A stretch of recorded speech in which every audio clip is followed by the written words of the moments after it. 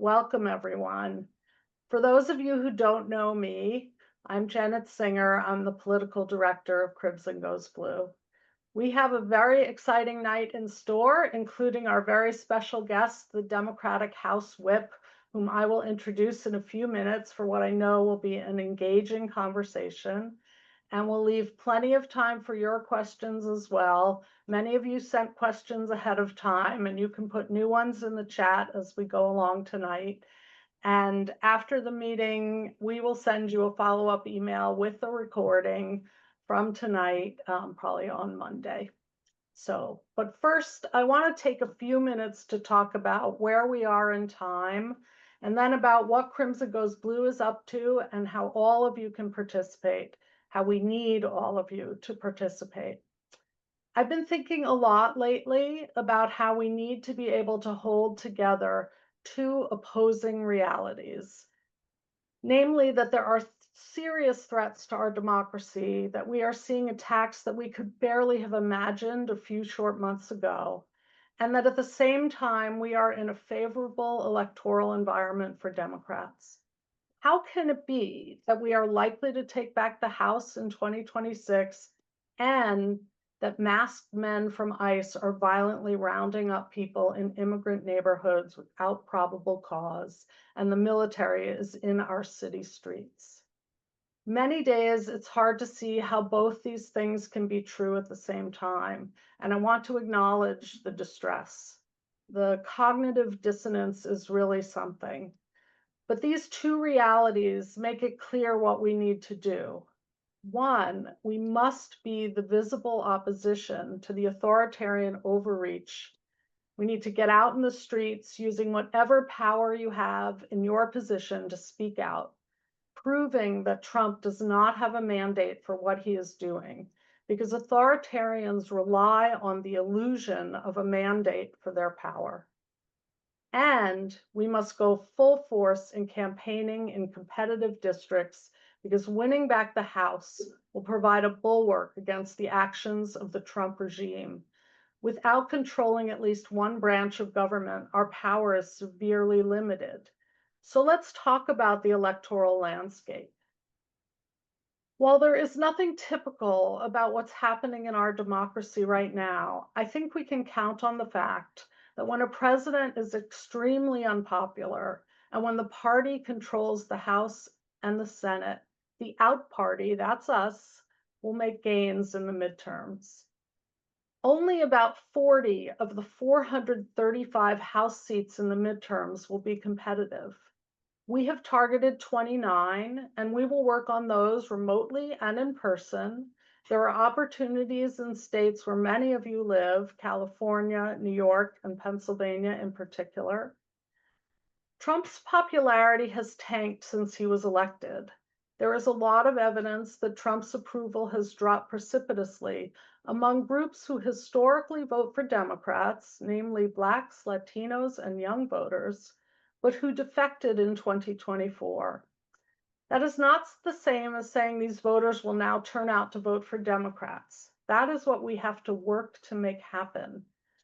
Trump's approval on all of the top issues is underwater, meaning more people disapprove of how he is handling the economy, inflation, jobs, healthcare, crime, and immigration than approve of how he is handling them. The population of folks who vote in midterms is different from the electorate in presidential years. It is more educated and more partisan, with the out party more motivated to vote, which favors Democrats. We have overperformed in about 40 special elections held in 2025 by an average of 16 points. And while we can't expect to do that well in the midterms, special elections can be a strong indication of the direction people are moving. Right now, the generic ballot, where without a candidate being named, voters are asked, would you support the Republican or Democratic candidate for Congress in your district, has Democrats ahead by 3 points. It's obviously very early, but the generic ballot has generally been a good predictor of the national popular vote for the House. So what are we doing at CGB? Well, our activism starts with our teams, those in the battleground states of Arizona, California, Georgia, Maine, Michigan, New York, Ohio, Pennsylvania, Virginia, and Wisconsin, as well as program teams like our phone banking, fundraising, protest, and voter protection teams, any of which you can be part of. As a matter of fact, you already are on the team if you live in or near one of our states or have ever participated in one of our team activities. I would like to ask the team leaders who are on the call tonight to please introduce yourselves in the chat. And folks, you can reach out to them if you want to get involved. Now, to respond to the authoritarian incursion, we have a new team, our protest team, led by Kelly Ryan, who, dare I say, is addicted to attending protests, 50 and counting since January. On Saturday, October 18th, at the No Kings 2 demonstrations, we are gathering CGB members in 15 cities. This promises to be the biggest protest yet to defend our Constitution and our democracy. Please sign up to join us or to lead a group in your town. We just had 2 more people added in today, 2 more cities, so it's not too late to get ready for October 18th. In terms of the House, we are focusing on the most competitive House races. We've targeted 29 with our time and our money. We are partnering with Swing Left to test a new canvassing tool that will use AI for good, gathering as much information as possible through conversations with voters that we will give to our Democratic candidates. To make sure we get new maps in California to counter the unprecedented mid-cycle gerrymander in Texas, we're phone banking every week, thanks to leadership from Larry Kahn and Leisha Hurst. If you live in or near one of our target states, please watch your inbox for announcements of team meetings and activities. That's you in Massachusetts for Maine, led by Cynthia Swartz, and upstate New York, led by Paula Darrow. That's you in DC for canvassing in Virginia with Michael Pasanti. And our biggest team, Voter Protection, led by Hillary Klein and Karen Dash, is working on a diverse set of projects, shoring up our elections and making sure every vote is counted. Our team leaders are all volunteers and they need your help to get the work done. Oh, and did I mention it's actually fun to be on one of our teams, and it's an antidote to despair. At the end of this event tonight, we will stick around for another half hour for those of you who want to talk politics or ask questions of me, and we will have breakout rooms for other discussions. But now let's turn to our special guest. Coming directly to us from a Zoom with Hakeem Jeffries, Katherine Clark is here, who is here to tell us what the Democrats are really thinking. Clark is a graduate of the Kennedy School and a long-serving representative in Massachusetts. In 2022, she was elected by her colleagues to serve as Democratic Whip, the second most senior position in the House Democratic Caucus. She previously served as Assistant Speaker of the House, as Vice Chair of the House Democratic Caucus, and as a senior member of the House Appropriations Committee. She currently has the distinction of being the highest-ranking woman in Congress. From the school board to Capitol Hill, Clark's public service has been fueled by a passion for lifting up women and families. She is a leading proponent for ending wage discrimination, safeguarding access to abortion, ending gun violence, improving access to affordable quality childcare, and guaranteeing paid leave. The whip is responsible for corralling members of the party to ensure they vote with as much unison as possible, so Democrats can exert as much power as possible on behalf of the Americans they serve. So now I welcome Representative Clark for some brief remarks, followed by questions from me, and then those submitted by all of you, which will be moderated by my partner in crime, our Managing Director, Lisa Ulrich. Welcome, Representative Clark. Thank you so much, Janet and Lisa, for inviting me. I am really here to, I am just thrilled to be here with Crimson Goes Blue. I have met some of you out on the campaign and protest trail, and I just thank you for your commitment to electing Democrats, to protecting our democracy, and to making sure that we are standing up to authoritarianism wherever we see it.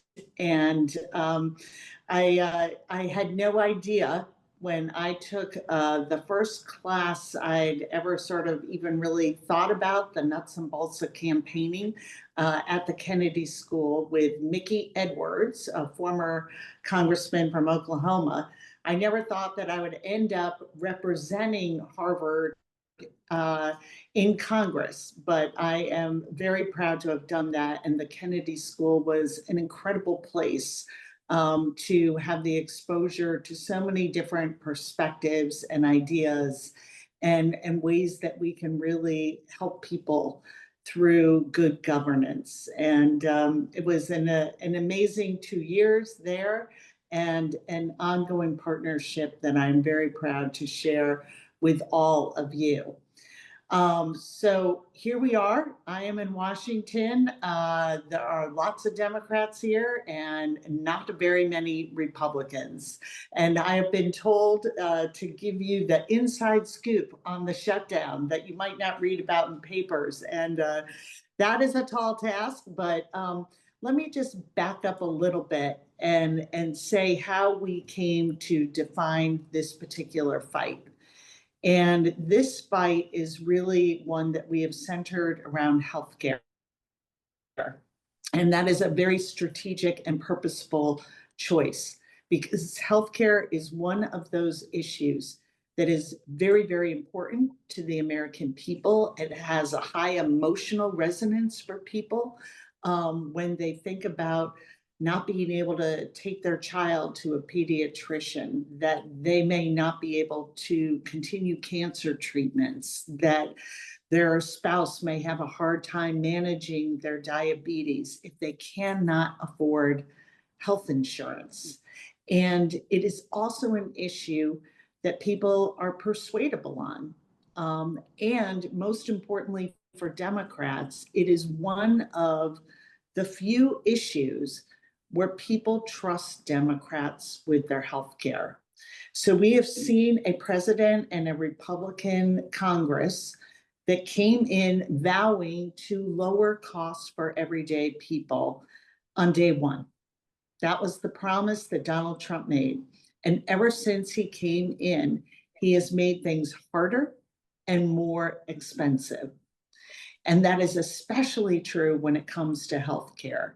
And the bargain that they have set is to take away huge cuts to Medicare, to Medicaid, to the ACA, to the Children's Insurance Health Program, and to medical research, all of which to give to the very, very wealthy in the form of permanent tax cuts.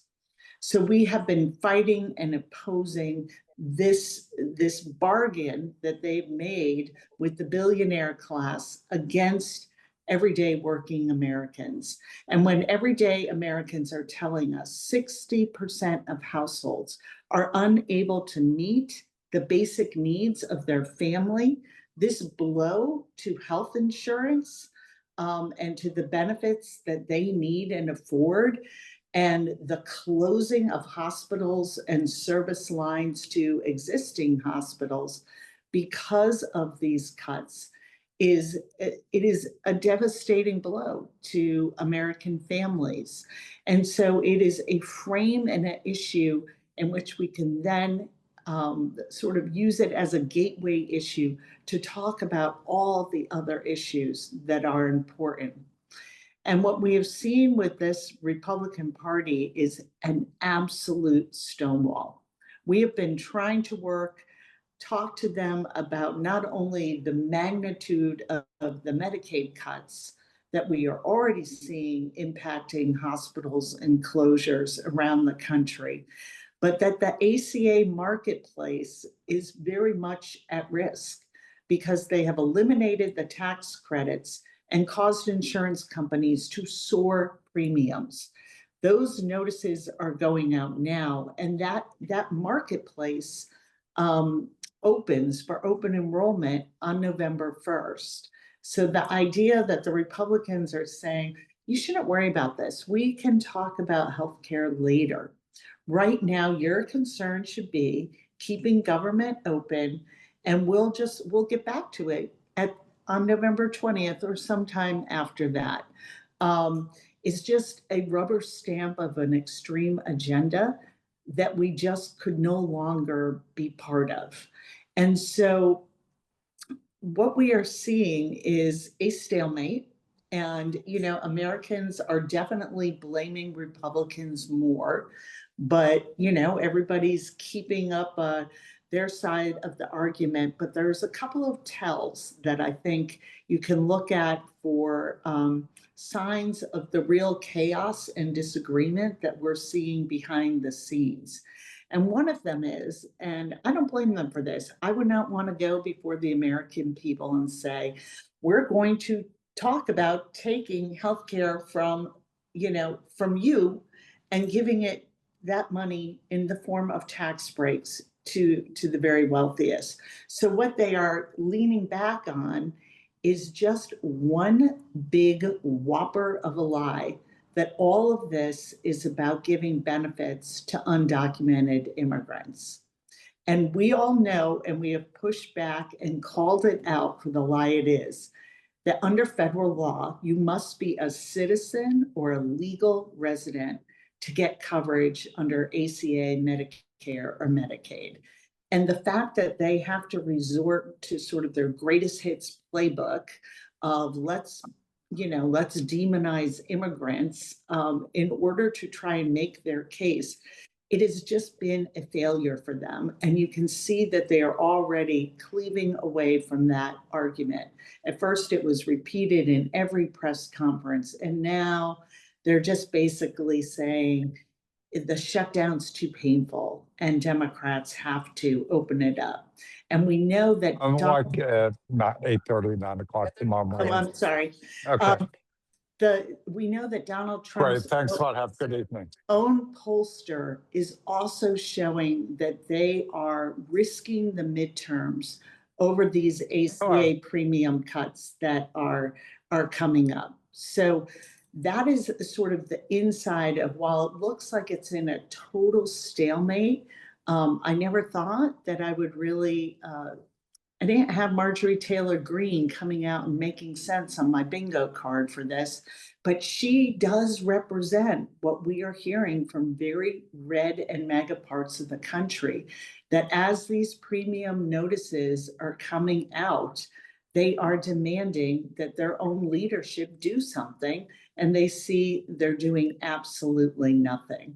So at this moment, I believe this is the right place for us to make a stand. It's the right place to put the American people back in the center of this argument. And when we're doing that, we are supporting our democracy and standing up and stopping Donald Trump.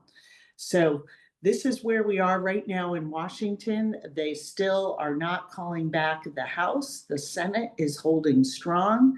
And we are really seeing that sort of chaos and their consultant world becoming increasingly worried about there is no win for them in this particular shutdown. So we're gonna stay strong and keep showing up in Washington, making the case.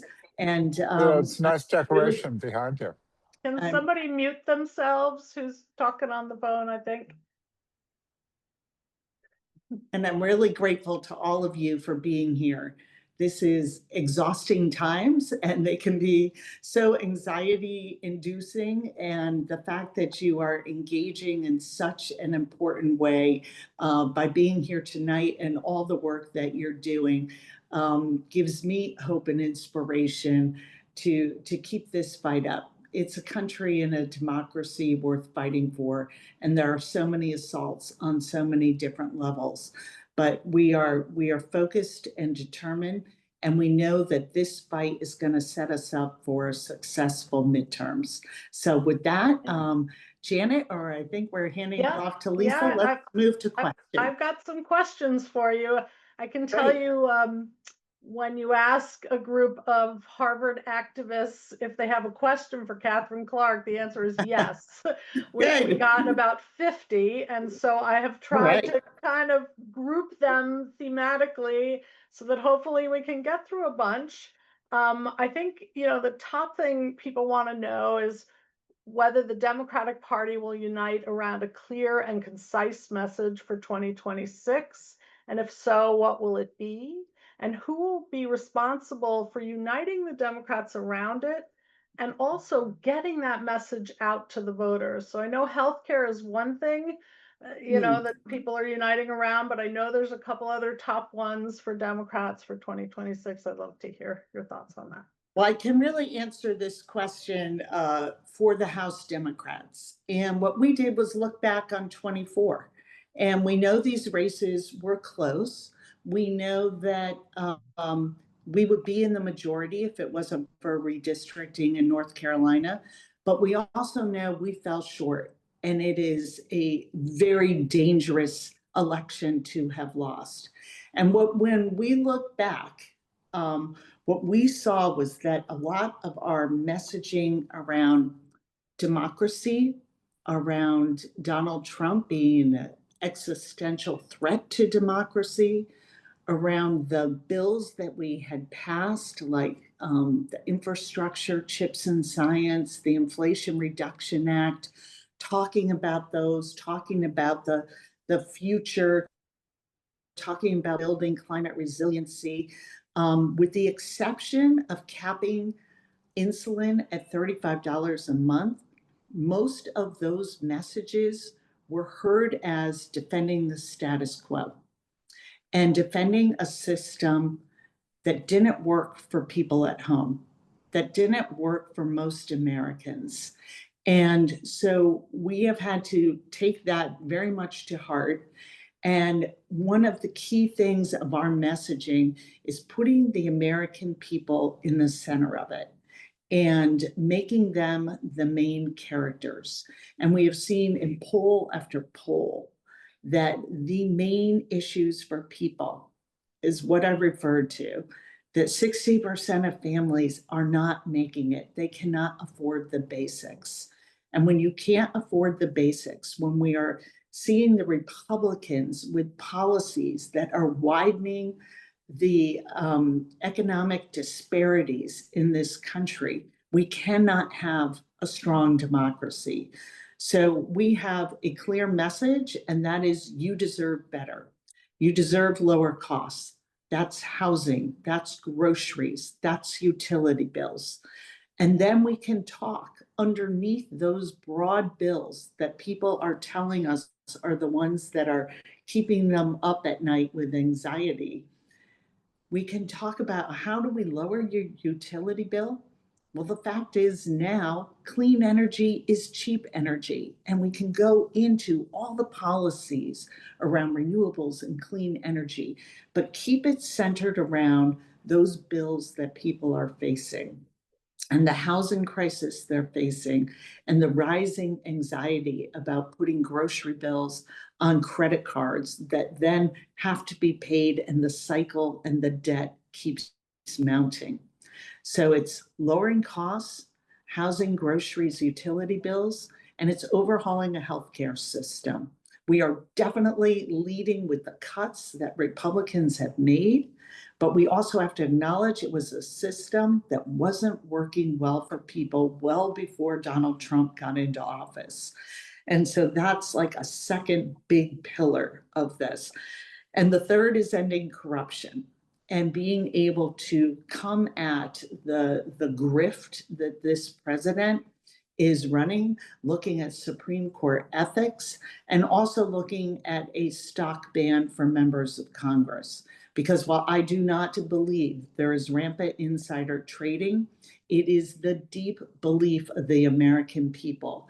And we want them to believe in their government, and they deserve a government that works for them. So that is the frame and the message from which we are going to be working with as we go into the midterms, and making the American people and their economic crisis the main message, and making them the main characters in that message. Can you tell us a little bit about how you get that message out? I think, especially for those of us living in the blue states, we don't see a lot of the campaigning that happens, but I know Yeah. that the NC has been promoting the House really getting out there among the people. Can you tell us a little bit about what's happening in terms of that? Yeah, well, another thing that we looked at is that we also need to do all the things we usually do in our battleground states. So we have our frontline candidates, which are our members that live in very tough districts, from red districts to purple, but the ones that are truly in places where they will always have a tough race. And then we have our battleground, which are 36 seats. It sounds like you've picked 29, 36 seats that we think we can potentially win. And so all of our polling, all of our advertising dollars are aimed at those districts and those members' districts, because that is where we win the majority. And so I'm sure maybe some of you have been at one of my town halls, but I started showing some of the ads we were playing at that time, because people have a sense like we're not fighting back, because we don't tend to see the ads in some districts. If you happen to live in a district like mine, that is not going to be the focus of our candidate spending. But I do want to highlight that another thing we have done in sort of looking back at 24 and where we fell short is that we are about 10 years behind Republicans in using new media. And that's social media, but it's also the fact that we have to be in the podcast world. And if you read a newspaper, it's over 90% chance you're voting for a Democrat. But most Americans get their political news from YouTube. So we have to be there too. And so there has not only been a shift in our investment and having a rapid response, being very present on social media, a whole reworking of how we are doing podcasts and using that, but also investing in technology and consultants that are moving us far more into the digital world, using radio where that is really a powerful tool still, and local news where local news providers are still very trusted. So changing up our mix of where we spend our advertising dollars, and changing up how we are communicating and where we are communicating, because we just have to meet where we actually are and where voters are actually getting news and information in 2025.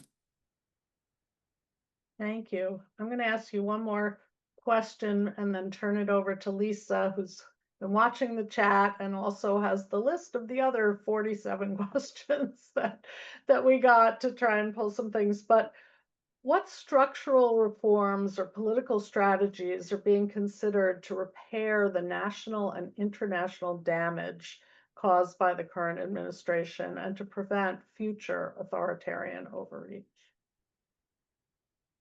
Well, I think if I understand the question correctly, we have to do we have to do a lot, and we simply don't have the power for to push forward an agenda in Congress right now, which is why we have to be focused on our third pillar, which is ending corruption. And, we have from the beginning have been talking about the beginning of the Trump administration that we have to use sort of the 3 Cs. We have to use our courts and support tremendous outside groups that are bringing litigation, and our Democratic AGs that are doing yeoman's work and standing up for our rights. We have to use Congress. It is a winner take all game when you don't have the gavels, but it's moments like this where we have leverage and attention of the American people to drive home what the real agenda of the Republican Party and this president is, and that their well-being is not part of their consideration. And we have to use every tool that we have to do that. That's doing town halls not only in our own districts, but taking it on the road. That's doing our own shadow hearings. When they won't let us bring witnesses that we want to bring, we hold our own hearings. We had one today on healthcare in Washington. And we are taking those not just in Washington, but out into the road, and not just into districts that we're looking at, but districts we've never been to before and maybe unlikely to pick up a seat there. But we need to be there as Democrats, setting the stage of exactly what is happening and how this creep of consolidation of presidential power is so dangerous. And we can do that in many different ways. Let me give you one example. We have a member from Illinois, Eric Sorensen, who has been going out and holding town halls with farmers, meeting farmers at roundtables throughout Illinois and Iowa. And he's a meteorologist by training, and he talks about the cuts to NOAA and data and what it means to them as farmers. And that leads into a discussion around tariffs. And I can tell we are hearing from small farmers and mega agricultural industry that they don't want aid, they want trade. And as one farmer recently said, so you're going to tell me you're going to cut off my ability to trade through tariffs, and then you're going to take my tax dollars and give it back to me as a band-aid of aid? That is not math that works. And so we are not sure if all of those folks are going to come out and vote for Democrats, but we have to be out in people's communities, meeting them where they are, and whether that is in rural America, suburban or urban, and painting a picture of Democrats that are centering our work, our message, and our values around the experience of the American worker and the American family. And that, it is a critical work. So that's the C around Congress. And then the third C is the critical one, which is where all of you come in, and that's community. And working with community organizers and organizations, being part of the No King's Day rallies, and making sure that we are continuing to meet this moment. And we're having this shutdown battle over here while we are seeing the military move into American cities. And so we have to be able to do both things at once. Focus and be disciplined on our messaging here, and working within communities and outside groups to be sounding the alarm and organizing people to come back. And as Janet said at the top, we cannot give Donald Trump the power that he is popular. He is deeply unpopular. And this work about getting out into community is so vital to be the strength that we are going to need as this progresses, because he tells us what he's going to do. And we know that the ending is it is going to get, as he loses popularity and power, he is going to ratchet up the oppression. And that is why we need the courts, we need the work of Congress, and we need community to be this answer at this moment. Thanks so much. I'm going to turn it over to Lisa. Katherine, thank you so much. We got a lot of questions about the issue of election subversion, namely that Trump and his minions have no incentive to allow us to win and turn over power. Right. And they may use federal efforts directly. They may try to influence the states. But my question to you is, what is your party planning to do to prevent election subversion? And especially, what influence can you have over Republicans who control many of the states that we're battling in to prevent the subversion of our elections? Yeah, so I'll break this down as best I can. It has been foreseeable that this is going to be a tactic that they use. I am surprised how quickly they're moving, but they're looking at the same polling, the same special election results that Janice referenced that we are. And they know that this issue around healthcare is so deeply unpopular that they are already losing the midterms. So that is when they move right to, if we're going to lose the midterms, then we are going to rig the midterms. And first is the redistricting efforts. We saw it in Texas, we're seeing it in Missouri. We know it's coming in Ohio. I anticipate Indiana. And there's a great deal of pressure right now being put on New Hampshire. And we think that Florida also is going to do some sort of redistricting. There's some internal debates in Florida, but we think it could be coming. It even could be coming back in North Carolina for a seat. So we have to meet fire with fire, and we're going to do it in accordance with the Voting Rights Act, and we're going to put it before voters. But that vote on November 4th in California is absolutely critical, because I don't see a plan B for democracy if we don't win the House. But we have to first win that California ballot question. And then we are working with Illinois and we are working with Maryland to see what we can do there with their state legislators. And we are in the middle of defeating what they did in Missouri through a ballot question, because the minute you get the signatures, and it's a very high signature requirement, 100,000 signatures per congressional district to get that map that they passed in the State House onto the ballot. But the minute you get the required signatures, it freezes the map. So we're about 5 weeks ahead of where we anticipated in collecting those signatures so we can fight back on that map in Missouri. But that's an all hands on deck effort. And then we have what we fear is other subversions. So we are working with secretaries of states in some key battlegrounds where we have them, like Arizona and Michigan and Pennsylvania. And we are working with voter protection groups and organizations in states where we don't. And those are states like Georgia, a big coordinated effort, not only with the National Redistricting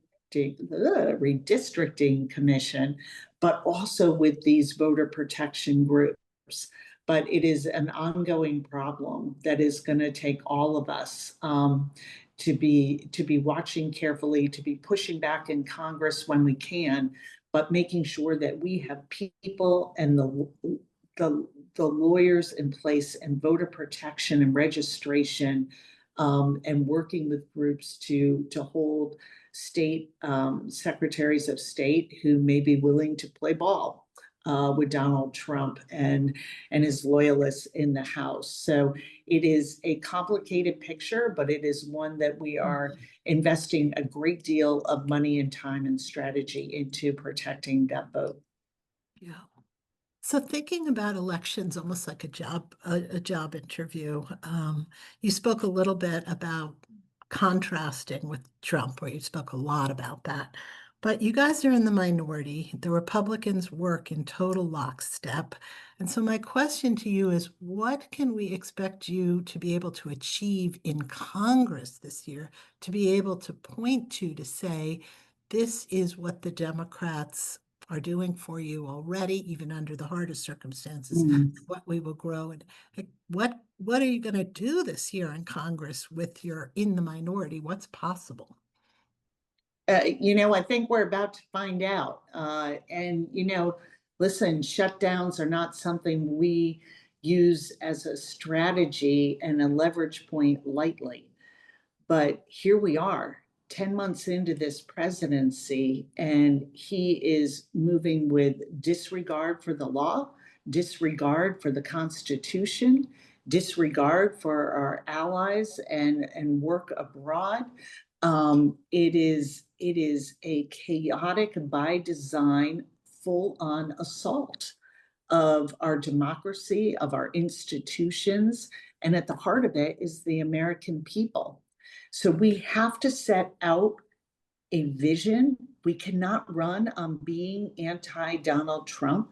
We have to set out a vision for them as we continue to draw that contrast and the lines between the very real pain they're feeling and the policies that Donald Trump and his cronies are imposing on people. But as far as solid accomplishments, that is very, very difficult when you have Republicans who will not join us on a single bill. And when I tell you that we have tried and continue to try to reach out in a bipartisan way every single time we can, and we get people who will tell you they're with you, but when the vote comes, they vote party line. It is the complete erosion of the middle of the moderates, the middle of the Republican Party. They have completely and wholly sold out to Donald Trump. So the list of accomplishments is not going to be great, but we have to do the contrast, but always, always in combination with a specific vision of where, if we get the gavels, we will take the country. And we have to be clear that if we win in the midterms, that alone is not going to be enough to do a full agenda. But we can be that stick in the spokes of fascism. We can be holding them accountable with the power of subpoena. We can use our bully pulpit and control what comes to the floor to make it very difficult for them to pass their agenda and to show the American people where we will be if they elect a Democratic president and Senate.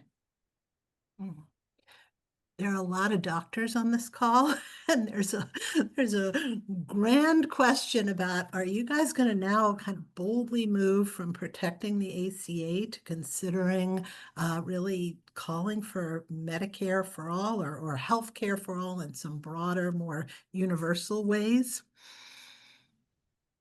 Yeah, well, I mean, I think that has to be part of our vision, and it's certainly like our main pillar. It's not enough to undo these cuts, although that is an urgent and necessary step at this moment. We have to rethink the whole system because it doesn't work for people. It doesn't work for people. So, that is going to be part of what we have to lay out. And we welcome the doctors and the stories of their patients because they're the ones that really bring it home. We can talk about the $1 trillion in cuts. We can talk about the $500 billion in cuts to Medicare, the $1 trillion to Medicaid. Those numbers, 20 million people losing insurance, those are important facts, but it is the stories of patients that are going to actually move us. They're going to move the political will to not only getting out of this horrible place, but getting to a system that actually works and a system that people can rely on. It has been incredibly frustrating to get questions from the press like, well, under the ACA, premiums continue to go up. So aren't Republicans right that we really shouldn't be subsidizing that? Wasn't that the ACA was supposed to bring down premiums? There's never been a discussion with these guys about reforming our healthcare system, how we can do that together, how we can make sure that you're not tied to a job, because if you leave, you can't afford your medications. And that's if you have a job. So like it has to be part of the next step, is that going back just to the way things were before Donald Trump and his Republican loyalists dismantled public health and dismantled medical research and the benefit programs for people. We have to realize that wasn't a system that worked for American families anyhow. And now is the time to put forward a bolder vision of where we need to go and how we can make this a system that works for everyone. And, you know, we talk about it all the time, but let's do it. Let's make healthcare a right and not a privilege, and certainly not a luxury item. Yeah. So my final question to you is not only about you, but us. The Trump has weaponized the military for its use on the domestic front in unprecedented ways. What are means to potentially stop that the Democrats are thinking about, that elites should be looking at, that what can we do about that? The fact that we are using the military against our own citizens in our cities. Yeah, we all have to do everything we can, and there's no one answer or one strategy that's going to work. It's going to look very much like going back to those 3 C's. Our first stop is going to be the courts, and I am grateful for the judge that has made the ruling in Portland. We need to see the same, but we all know this ends up in the Supreme Court, and we don't know how that is going to work out. And we have seen an alarming rubber stamping of this administration and a use of the emergency docket with very, very little guidance, but upholding things that and sending them back through the courts, that, you know, upholding things like, you know, we're talking about, if you were born here, are you really a citizen? I mean, things that are not legally controversial and clear answers, and yet the Supreme Court is consistently falling short. So we have to use the courts. We have to continue to believe and use the courts. And we also have to be very loud as members of Congress and working with community and organization and organized peaceful protest to raise awareness, to call out what is happening here, and that this erosion of the fundamental concept and law, that we do not turn our military on our own people. And, you know, Steve Miller is calling the shots here. And he had his little slip up the other day when he said there's, you know, president has plenary authority. They believe that, and we have to be the ones that are out there doing this work on campaigns, doing this work on organized peaceful protest, making sure that we as members of Congress are going to every part of this country and putting it into real time as we talk about people's actual, you know, and real desire that is very valid to be secure in their communities. We have to start there. Everybody has a right to be secure in their communities, but this isn't the way we get there. And what this is about control and consolidation of power in Donald Trump. It's not about your security. And I think that that outrageous incident in Chicago, where we had Black Hawk helicopters landing on a residential apartment building, children being zip-tied naked, taken out of their beds while they're sleeping. That is the type of image that we cannot the news media pass by. That is what is happening in Chicago this week.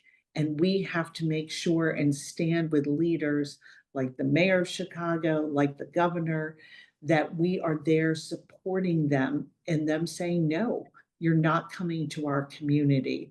And there's no one answer, but we have to remain outraged and organized together and using every single lever that we have. And this group on this call has a lot of levers, a lot of power, a lot of prestige, a lot of ability to be that convincing person. Because more than any politician or any journalist or newspaper editor or social media influencer, what people say to their friends, to their extended circle and network, that is what really matters and what people believe. So by being part of this organization and doing this work, we need more of it. And it is exhausting and at times terrifying, but we have to stay with it. The threats are that real, that dangerous, and that close to home. Thank you so much, Representative Clark. I was going to ask one more question, but I think you answered it. And the question was, we're activists. We ask a lot of the party, and what do you want from us? So I think you just said it. So we're gonna leave it there. I have just some things to tie up the night, but we appreciate so much that you came and spent this amount of time with us at like such a busy time for you. And yeah, keep on keeping on. Well, it's all on the line, and I'm just really grateful to the work that you all are doing, that you're staying engaged. And I'll just close with this. A good friend, a new member of Congress from Oregon, Janelle Bynum, always says, we've got to stay in formation. We know our mission is to save our democracy, and we are going to keep flying in formation on that mission. But sometimes you get tired and sometimes you're just really fired up. So when you're tired, you get in the back and we will draft for you. And then when you're stronger, you're going to come and take the lead. But you can't drop out of the formation. And we owe this to our kids, to the future, to our grandchildren, and we owe it to all of us who have had the incredible connection to Harvard in our lives to make sure that we are there at this time for American people and for the very foundations of our democracy. And I'm so grateful to all of you for doing that. And please stay in touch. Let me know how I can be of help and a partner to you. And again, Janet and Lisa, thank you for inviting me. Thank you so much. So everyone, we are just about at the 1-year countdown to the midterms. I know some of you feel overwhelmed by what is happening in our country and in your own lives, and you don't feel you have time to give. But I promise we can find something for you to contribute, whether you have 1 hour or 20, whether you live in a red state or a blue state. And if you don't have time, there's always the opportunity to strategically contribute money. John Reese leads our fundraising team, and we are so thankful for the 186 of you who have already given through our Crimson Goes Blue portfolio since May. And that has helped us raise in this off year, more than a year out from the midterms, already over $120,000. Early money is yeast, as they say. And have I mentioned that there is a group using the CGB portfolio to raise money from the Yale community? Now that's the kind of bipartisanship we can truly celebrate. So I'm often asked, what can I do? The answer depends on who you are, what power you can leverage. If you're Jamie Raskin, that looks different from if you're a school teacher, but we all have our role to play. So show up and step up in whatever way you can.